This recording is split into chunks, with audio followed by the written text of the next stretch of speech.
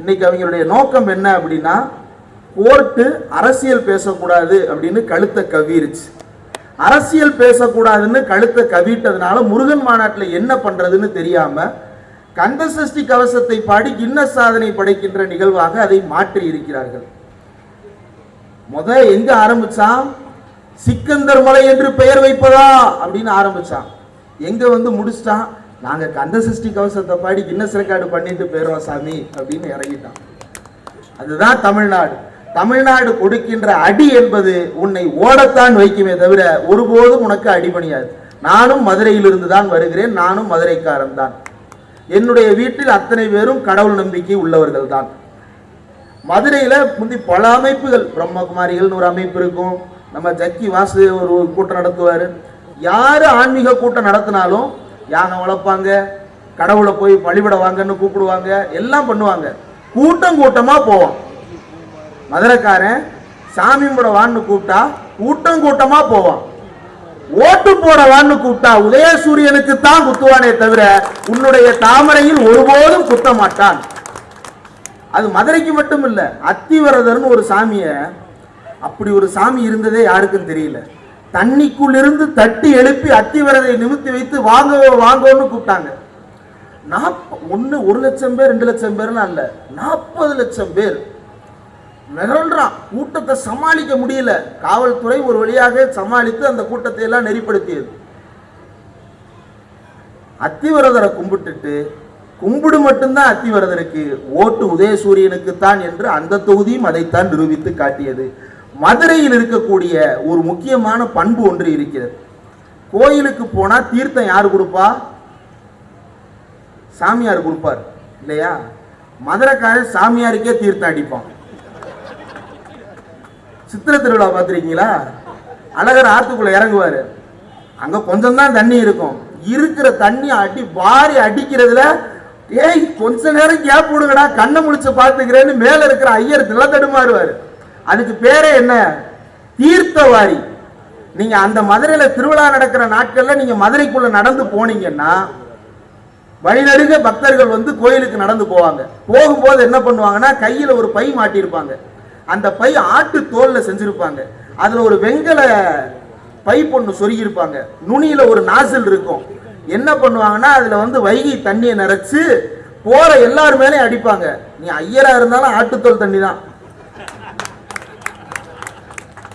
நீ யாரா இருந்தாலும் ஆட்டுத்தோல் தண்ணி தான். அதுக்கு பேரு தீர்த்தவாரி. இப்படி இந்தியாவுக்கே விபூதி அடித்துக் கொண்டிருக்கின்ற ஒரு கூட்டத்திற்கு நீ என்ன விபூதி அடிக்கிற? வா நான் அடிக்கிற தீர்த்தம் என்று தீர்த்தம் அடித்து மீனாட்சி அம்மன் பல்லக்கிலிருந்து மாலையோடு கீழே இறங்கி ஒரு பாய்க்கு மாலை அணிவிக்க வைக்கக்கூடிய வலிமை மதுரை மண்ணுக்கு இருக்கிறது, தமிழ்நாட்டுக்கு இருக்கிறது. அங்கு நடக்கக்கூடிய கூட்டத்தை பார்த்து நாம் எந்த விதத்திலும் அச்சப்படவோ அல்லது பயப்படவோ தேவையில்லை.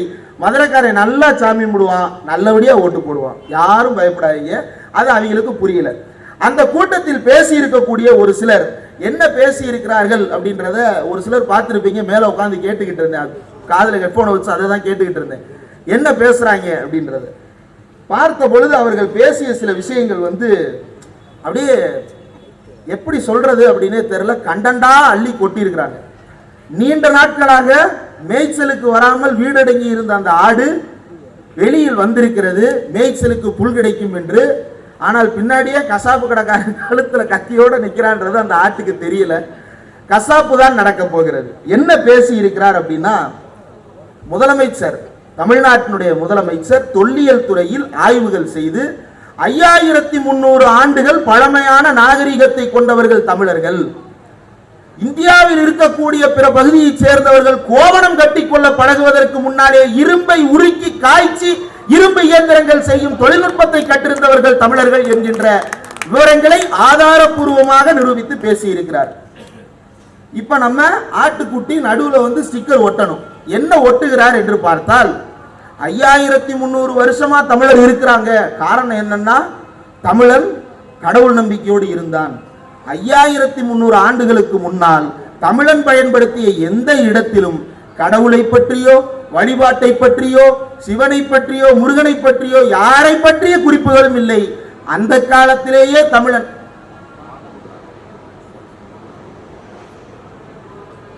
இருக்கும் பொழுதும் பேச்சு நிறுத்தப்பட்டிருக்கிறது. இதுதான் தமிழ்நாடு. இதை புரிந்து கொள்ளாமல் மதுரையில் ஆர்ப்பாட்டம், போராட்டம், ஊர்வலம், கடைசியில சாமி கும்பிடவாது வாங்க அப்படின்னு சொல்லிட்டு மதுரையில் இறங்கி விட்டார். அந்த ஆட்டுக்குட்டி என்ன பேசி இருக்கிறார் அப்படின்னா, மதுரையினுடைய தொன்மையே பக்தி தானம். பக்தியால் தான் மாநகரங்கள் காப்பாற்றப்பட்டிருக்கிறான். அவர் என்ன சொல்றாரு, அமெரிக்கா புதிதாக நகரங்களை உருவாக்கியது, அந்த உருவாக்கிய நகரங்கள் எல்லாம் அழிந்து போனதான். அப்படிலாம் அழிஞ்சு போல. அங்க இருந்து டெட்ராய்ட்ல இருந்து மேனுபேக்சரிங் போய்கிட்டு தான் இருக்கு. அதை விட உயர்ந்த தொழில்நுட்பங்கள்ல பல பேர் வேலை பார்த்துக்கிட்டு தான் இருக்கிறாங்க. அமெரிக்காவில் டெட்ராய்ட் அழிந்து போனது, இன்னும் என்னென்னமோ சொல்றாங்க. அந்த நகரத்தில் அந்த ஊர் அழிந்து போனது, இந்த நகரத்தில் இந்த ஊர் அழிந்து போனது. தமிழ்நாட்டில் நகரம் அழியவில்லை. காரணம் கோயில் அப்படின்னு. காரணம் உண்மையிலேயே கோயில் தானா அப்படின்றதுக்கு பின்னாடி வருவோம். ஆனால் அப்படி கோயில் தான் தமிழ்நாட்டினுடைய மரபு என்றால், இன்றைக்கு பிரபலமாக நாம் தெரிந்து வைத்திருக்கக்கூடிய தமிழ்நாட்டின் 2 கோயில்கள், தஞ்சை பெருவுடையார் கோயில், மதுரை மீனாட்சி சொக்கநாதர் கோயில் இல்லையா? ரொம்ப பழைய கோயில் அப்படின்னா இந்த 2 தானே நமக்கு ஞாபகம் வரும். இதை விட பழைய கோயில்கள் கூட இருக்கலாம். ஆனால் கட்டுமான ஆச்சரியங்கள் என்று நாம் வியக்கின்ற மதுரை மீனாட்சி அம்மன் கோவில் 12ஆம் நூற்றாண்டில் முழுமையாக கட்டப்பட்டது. தஞ்சை பெருவுடையார் கோவில், அந்த விமானத்தை எப்படி கட்டினான் ராஜராஜ சோழன் என்று இப்போது வரைக்கும் கதையாக எழுதி எழுதி பார்த்து கொண்டிருக்கிறான் தமிழன். அந்த கோயில் கட்டப்பட்டது 11ஆம் நூற்றாண்டு. ஆனால் காரைக்காலிலே மீன்கடை பள்ளிவாசல் என்று ஒரு பள்ளிவாசல் இருக்கிறது. அந்த பள்ளிவாசல் கட்டப்பட்டது 7ஆம் நூற்றாண்டு. தமிழ்நாட்டின் தஞ்சை பெருவுடையார் கோவிலை விட, மதுரையில் இருக்கின்ற மீனாட்சி சொக்கநாதர் ஆலயத்தை விட பழமையான மசூதிகளும் தர்காக்களும் தமிழ்நாட்டில் இருக்கின்றன. என்னுடைய மரபை காப்பாற்றி வந்தது வெறுமன கோயில் மட்டுமல்ல, மசூதியும் என்னுடைய மரபை காப்பாற்றி இருக்கிறது. அந்த பழைய மசூதிகள் எதற்கு உள்ளே நீங்கள் போய் பார்த்தாலும், நுழைந்து பார்த்தாலும், அங்கே இருக்கக்கூடிய தூண்கள் கோவிலில் எப்படி தூண்கள் அமைக்கப்பட்டிருக்குமோ அதே போல அந்த தூண்களும் அமைக்கப்பட்டிருக்கும். அப்பனா அது கோயிலா இருந்துச்சா? அங்க அதுதான் சங்கிப்பய மூல வேலை செய்யற இடம். பாண்டிய மன்னன் கட்டி கொடுக்கிறான் அந்த மசூதியை. அதனால் அவனுக்கு தெரிந்த திராவிட கட்டடக்கலையில் அந்த மசூதிக்கும் தூணை செய்து வைக்கிறான். அவன் தூணில் மதத்தை பார்க்கவில்லை, மனிதர்களிடம் மதத்தை பார்க்கவில்லை, வழிபடுவதற்கு இடத்தை மட்டும் தான் பார்த்தான். அது எந்த கட்டுமானமாக இருந்தாலும் கட்டி கொடுத்தான். மதுரையில் இருக்கக்கூடிய பள்ளிவாசல் இருந்து தமிழ்நாட்டிலும் எத்தனையோ தர்காக்களும் பள்ளிவாசல்களும், இந்தியாவில் இருக்கக்கூடிய பல கோயில்களை விட பழமையான தர்காக்களும் பள்ளிவாசல்களும் இங்கு இருக்கின்றன. அப்போ நம்முடைய மரபு என்பது வெறும் கோயில்கள் மட்டுமல்ல. இங்கே மசூதியையும், தமிழ்நாட்டில் எந்த இந்து சமயத்தை சைவ சமயத்தை வளர்த்தார்கள் என்று சொன்னார்களோ அதே சைவ சமயத்தை வளர்த்த மன்னர்கள் தான் மசூதிகளையும் வளர்த்தார்கள். கூன்பாண்டியன் ஒரு மன்னருடைய வரலாறு படித்திருப்போம் இல்லையா? அந்த கூன்பாண்டியன் என்கின்ற மன்னன் சைவத்துக்கும் சமணத்துக்கும் போட்டி வைத்து சைவத்தை ஏற்றுக்கொண்டான், சமணத்தை ஒழித்து விட்டான். 8000 சமணர்கள், அதெல்லாம் வேற கதை. சைவத்தை ஏற்றுக்கொண்டான். ஆனால் அதே கூன்பாண்டியன் கோரிப்பாளையத்தில் தர்காவும் கட்டி கொடுப்பான். அதுதான் தமிழ்நாட்டினுடைய மரபு, தமிழ்நாட்டினுடைய வரலாறு. இந்த வரலாறு தெரியாமல் மதுரையில் அம்மா திடல் என்று போட்டு, அந்த அம்மா திடலில் இங்கு கண்ணு கெட்டிய தூரம் எல்லாம் காவி, கண்ணு கெட்டிய தூரம் எல்லாம் காவி. மேல செல்லூர் ராஜு, ராஜன் செல்லப்பா, ஆர்பி உதயகுமார் வாயை மூடிக்கொண்டு வேடிக்கை பார்த்து கொண்டிருக்கிறார்கள். அந்த அம்மா ஜெயலலிதா இருந்த போது இதே வார்த்தையை ஜெயலலிதாவை மேடையில் வச்சுக்கிட்டு ஒரு பாஜக காரனால சொல்லியிருக்க முடியுமா? என் கண்ணு கெட்டிய தூரம் வரைக்கும் காவிதான் என்று சொல்லி இருந்தால் மறுநாள் அவன் கண்ணை திறப்பானா என்று தெரியாது, அது வேற விஷயம். அப்படி இருந்த அதிமுக இன்றைக்கு என்னவாக மாறி இருக்கிறது என்று எடுத்து பார்த்தால் முழு சங்கியாக மாறி இருக்கிறது. அதில் ஒரு சங்கி பேசுகிறான், முருகனே சங்கிதான் அப்படின்னு பேசுறான். மேல செல்லூர் ராஜு உட்கார்ந்து வேடிக்கை பார்த்துட்டு இருக்கிறார். அவருக்கு ஆன்லைன்ல பேரு என்னதான் எதிர் திசையில் இருந்தாலும் இல்ல பெருமாக்குள் அடுத்து அவர் என்னதான் எதிராளியா இருந்தாலும் அவருக்கு கொஞ்சம் திராவிட உணர்வு இருக்கும்ல, அதெல்லாம் பூட்ஸ்ல போட்டு மிதிச்சிட்டு மேடையில போய் முழு சங்கியாகவே மாறி இருக்கிறார்கள் அதிமுகவை சேர்ந்தவர்கள். இதுதான் மதுரையில் இன்றைக்கு நடைபெற்று கொண்டிருக்கக்கூடிய நிலவரம். 2055ஆம் ஆண்டு உலகமே இஸ்லாமிய நாடாக மாறப்போகுதுன்னு அந்த ஆட்டுக்குட்டி கதறல். 2055 உலகம் இஸ்லாமா மாறுது, கிறிஸ்டினா மாறுது, பௌத்த நாடா மாறுது, என்னவாவோ மாறுது. உனக்கு என்ன பிரச்சனை? ஏன் இந்துவா மாறல உலகம்? ஏன்னா இந்துவா உள்ள வர்றோம் அப்படின்னா இந்துவா மட்டுமா உள்ள வருவீங்க? கோயிலில் எவ்வளவு தூரம் போகக்கூடிய இந்துன்னு ஒண்ணு இருக்குல்ல, கருவறை வரைக்கும் போகக்கூடிய இந்துவா, கருவறைக்கு உள்ளே போகக்கூடிய இந்துவா, கோயிலுக்குள் உள்ளே நுழையக்கூடிய இந்துவா, ஊருக்குள் நுழையக்கூடிய இந்துவா என்று இந்துக்களில் இவ்வளவு அடுக்கு இருக்கிறதே, எந்த அடுக்கில் நீ அவனை உட்கார வைப்ப? மாற்று மதம் மாறி போனவர்களை எல்லாம் மீண்டும் திரும்ப கூப்பிட்டு வாருங்கள் இந்து மதத்திற்கு என்று வருவதற்கு தயார். பார்ப்பான் அப்படின்னு சர்டிபிகேட் கொடுக்க நீ ரெடியா இருக்கியா? நான் உள்ள வரும்போது பிராமின்ற சர்டிபிகேட் கொடுத்தா நான் வர தயாரா இருக்கேன்னு ஒரு 100 பேர் வர்றாங்கன்னு வைங்க, கொடுத்துருவானா? மாட்டான். அப்போ இந்துவாக திரும்ப வாருங்கள், நாம் இந்துவாகவே வாழ்வோம் என்று சொல்வதெல்லாம் உருட்டுக்கள். மதம் என்பது மக்களுக்கானது, அவரவர் வழிபாட்டுக்கானது, அது அவர்களுடைய ஜனநாயக உரிமை. அந்த உரிமையை பறிப்பதற்காகத்தான் இன்றைக்கு மதுரையில் முருகன் பக்தர்கள் மாநாடு என்கின்ற பெயரில் ஒரு சங்கீத்தனமான மாநாட்டை கூட்டி இருக்கிறார்கள். இந்த கூட்டப்பட்டிருக்கக்கூடிய மாநாட்டுக்கு வெளி மாவட்டங்களில் இருந்தெல்லாம் கூட்டம் கூட்டமாக அழைத்து வரப்பட்டிருக்கிறார்கள் என்பது மதுரைக்காரர்கள் கண்கூடாக பார்த்த செய்தி. அப்போ இந்த கூட்டத்தை காட்டி அவன் என்ன செய்ய விரும்புகிறான்? நாம் இந்துக்களாக ஒன்று திரள்வோம் என்று கூப்பிடுகிறான். அப்படி ஒன்று திரண்ட இந்துக்களுக்கு அவன் என்ன செய்ய போகிறான் என்பதை யோசித்து பார்க்க வேண்டும். அப்படி ஒன்று திரண்ட இந்துக்களை அடியாட்களாக மாற்றி இருக்கிறானே தவிர வேறு எதாகவும் மாற்றவில்லை. அதே ஆட்டுக்குட்டி மேடையில் சொல்லுகிறது, இங்கே வந்திருக்கக்கூடிய தொண்டர்கள் வீட்டுக்கு போகும்போது வீரபாகுவாக போங்கள் அப்படின்னு சொல்றான். ஏன் நான் சுப்பிரமணியனா வீட்டுக்கு போக மாட்டேனா? நான் வீரபாகுவாதான் வீட்டுக்கு போகணுமா? யாரோ ஒருத்தருக்காக வேலுக்கம்பை எடுத்துக்கிட்டு நான் ரோட்ல நின்று சண்டை போடுறவனாவே கடைசி வரைக்கும் சுத்தணுமா? அதனாலதான் அவன் சொல்றான் வீரபாகுவா மாறுன்னு. வீட்டுக்கு போற எல்லாரும் முருகனா போங்கன்னு சொல்ல வேண்டியதானே? உங்க எல்லாருக்குள்ளயும் முருகன் இருக்கிறாரு, நீங்க எல்லாருமே முருகனா மாறுங்கன்னு சொல்ல வேண்டியதானே? ஏன் வீரபாகுன்றான்? அதே மதுரையில பேராசிரியர் ஒரு ஆள் இதே வேலையை தான் பார்த்து கொண்டிருந்தார். அப்போ சூத்திரர்கள் என்ன செய்ய வேண்டும் என்பதில் அவர்கள் தெளிவாக இருக்கிறார்கள். கலைஞர் அதில் தான் கை வைத்தார். இன்றைக்கு தமிழ்நாடு ஒரு பொது மனசாட்சின்னு சொல்றோம் இல்லையா? அத்திவரதர சாமி கும்பிடுறான், திமுக ஓட்டு போடுறான். அழகர் கோயில் திருவிழா நடக்கும் போதே திமுக ஓட்டு போடுறான், கம்யூனிஸ்ட் கட்சிக்கு ஓட்டு போடுறான். என்னடா ஊரு இது? திருப்பதிக்கு கூட்டம் கூட்டமா போறான், திமுக ஓட்டு போடுறான். பழனியில கூட்டம் கூட்டமா பாத யாத்திரை போறான், திமுக ஓட்டு போடுறான். இந்த பொது மனசாட்சியை உருவாக்கியது யார் என்றால் தந்தை பெரியாரும் பேரறிஞர் அண்ணாவும் விதைத்திட்ட அடித்தளத்தில் நம்முடைய முத்தமிழறிஞர் கலைஞர் அவர்கள் உருவாக்கிய திட்டங்கள் தான் இந்த சமுதாயத்தை சேர்ந்தவர்களை எல்லாம் விழிப்புணர்வு பெற்றவர்களாக மாற்றி வைத்திருக்கிறது. இன்னைக்கு போய் ஒருத்தன்ட்ட ஸ்கூலுக்கு வரியா, நாளைக்கு காலையில சண்டைக்கு வரியான்னு கேட்டோம்னா ஸ்கூலுக்கு தான் போவான், சண்டைக்கு போக மாட்டான். ஏன்? அது என்ன மாற்றங்களை விளைவுகளை ஏற்படுத்தும் என்பதை கண்கூடாக நாம் பார்த்திருக்கிறோம். பெண்களை நீ வேலைக்கு அனுப்பாமல் வீட்டில் வைத்திருக்கிறாயா? அதை மாற்றுவதற்கு பெண்கள் 10ஆம் வகுப்பு முடித்தால் திருமண உதவித்தொகை, 12ஆம் வகுப்பு முடித்தால் கூடுதல் உதவித்தொகை, கல்லூரி முடித்தால் தாலிக்கு தங்கம் என்று திட்டம் அறிவித்தார்கள். தாலிக்கு காசு கொடுக்கிறது இல்ல நோக்கம். நோக்கம் என்ன? 12ஆம் கிளாஸ் முடிக்கணும், காலேஜை முடிக்கணும் என்பதுதான் நோக்கம். அந்த நோக்கத்தை இன்னும் கூர்திட்டுகின்ற வகையில் இன்றைக்கு தமிழ்நாட்டினுடைய முதலமைச்சர் முத்துவேல் கருணாநிதி ஸ்டாலின் அவர்கள் மாதந்தோறும் 1000 ரூபாய், நீ முடிச்சதுக்கு அப்புறம் இல்ல, இன்சென்டிவ் பேசிஸ்ல கலைஞர் டார்கெட்டை ரீச் பண்ணு. அவர் ஒரு ஸ்ட்ரிக்டான அப்பா. நீ கடைசியா டார்கெட்டுக்கு நில்லு, ஸ்கூல்ல ஃபர்ஸ்ட் மார்க் எடுத்து காட்டு, நான் தர்றேன்னு நம்ம அப்பா சொல்லுவார் இல்லையா? அந்த மாதிரி கலைஞர் ஒரு ஸ்ட்ரிக்டான அப்பாவா, நீ எல்லா டார்கெட்டை அச்சீவ் பண்ணிட்டு வா, உனக்கு நான் செய்ய வேண்டியதை செய்யறேன் அப்படின்னாரு.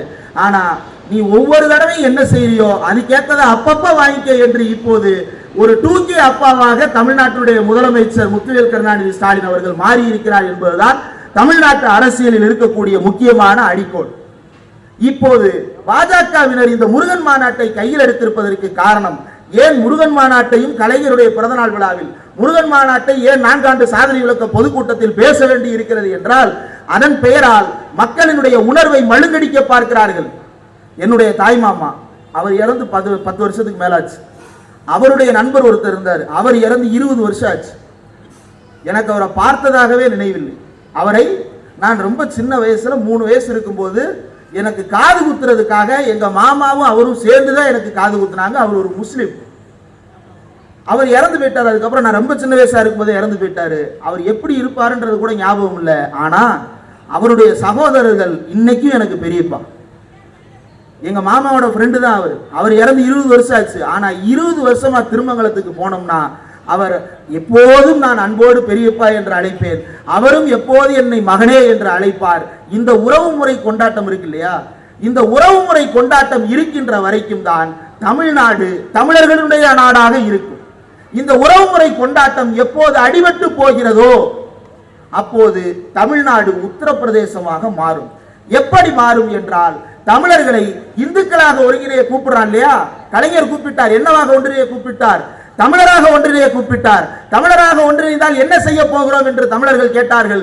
தமிழராக ஒன்றிணைவோம், அரசு வேலை வாய்ப்புகளில் தமிழர்களை உள்ளே அனுப்புவோம், தமிழர்களாக ஒன்றிணைவோம், தமிழ்நாட்டில் இருக்கக்கூடிய பள்ளி கல்லூரிகள் அத்தனையிலும் தமிழர் படிப்பதற்கான உரிமைகளை பெறுவோம், தமிழராக ஒன்றிணைவோம், தமிழர் அடுத்த கட்ட தொழில்நுட்ப வளர்ச்சிக்கு வளர்வதற்கு தேவையானவற்றை செய்வோம். இதுதான் திமுகவுடைய எல்லா கால பிரச்சாரமும்.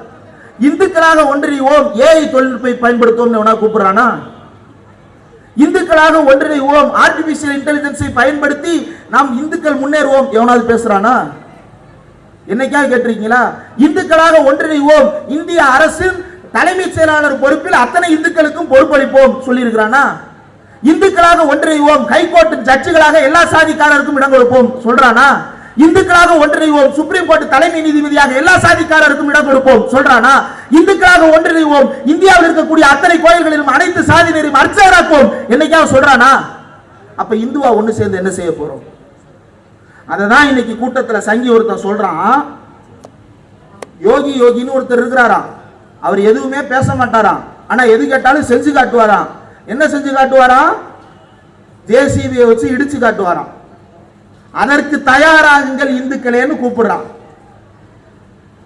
ஜேசிபியை ஓட்டிக்கொண்டு இஸ்லாமியர்களை கொலை செய்யக்கூடிய கூலிப்படையாக இந்துக்களை கூப்பிட்டுக் கொண்டிருக்கிறான். தோழர்களே, கூலிப்படையாக கூப்பிட்டுக் கொண்டிருக்கிறான். அதனால்தான் இதை ஆபத்தாக பார்க்க வேண்டி இருக்கிறது. எந்த ஏகலைவனின் கட்டை விரலை வெட்டி வாங்கினார்களோ இன்றைக்கும் அதே கட்ட விரலை காணிக்கையாக கேட்டுத்தான் மதுரையில் வந்து நின்று கொண்டிருக்கிறார்கள். அந்த கட்டை விரலை வெட்டுவதற்கு எவனாவது வந்தால் பட்டை உரியும், சுடுகாட்டில் அவன் கட்டை வேகும் என்று தமிழர்களுக்கு உணர்வை ஊட்டியவர் நம்முடைய முத்தமிழறிஞர் கலைஞர் அவர்கள்.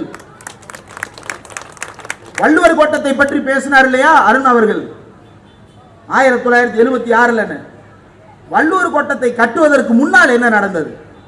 மயிலாப்பூரில் வள்ளுவன் கோயில் இருக்கிறது, அந்த கோயிலை புனரமைத்து தாருங்கள் கலைஞர் அவர்களேன்னு போய் நிற்கிறாங்க.